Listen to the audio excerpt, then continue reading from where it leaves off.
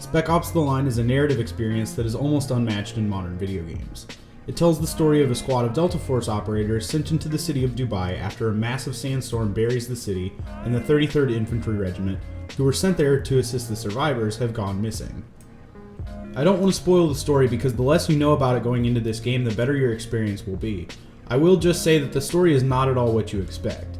It's a gripping tale inspired by Joseph Conrad's Heart of Darkness and Francis Ford Coppola's Apocalypse Now.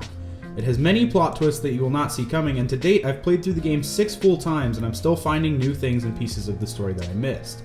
It's a tale of tragedy and despair that is unmatched in video games to date, save for maybe Silent Hill 2. Simply put, if you are looking for a game with a good story, you have no excuse not to play this game. As for the gameplay, it's pretty generic and standard, even boring at times. It's a modern military cover-based shooter. That's more or less all you need to know. You'll take cover and shoot at a group of enemies and maybe throw a grenade or two, then move to the next piece of cover and repeat. It also has some single button squad commands that you can use to tell your squad mates to target a specific enemy or throw a flashbang grenade. Pretty standard stuff. The game's only unique mechanic is the use of sand. At certain points in the game, you'll be able to shoot out windows that have become buried in sand to send it crashing down on your enemies. I, however, found that the boring generic gameplay served a purpose. It's meant to examine the gameplay of other modern military shooters like Call of Duty and Battlefield from an outside perspective and criticize the moral standpoint that their game mechanics promote. The gameplay is very effective in that regard, but boring gameplay is still boring gameplay. However, if you are able to look past, then you will find a truly engrossing and deep narrative. There were multiple points in the story that made me physically uncomfortable, and as an avid fan of Korean horror films and noise music, it takes a lot to shake me. The soundtrack is also fantastic.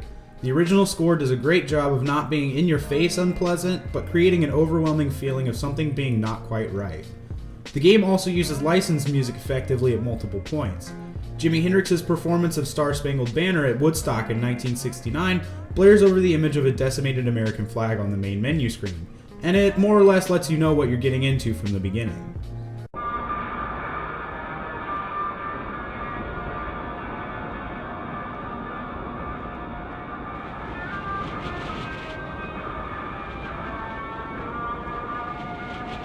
The visuals aren't anything technically impressive, but the game has some fantastic imagery.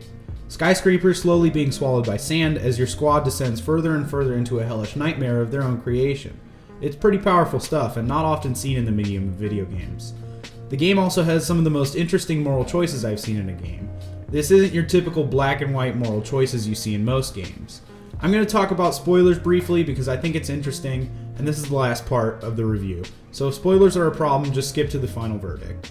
The game also has some of the most interesting moral choices I've seen in a game. This isn't your typical black and white moral choices you see in most games. I'm going to talk about spoilers because I think it's interesting and this is the last part of the review.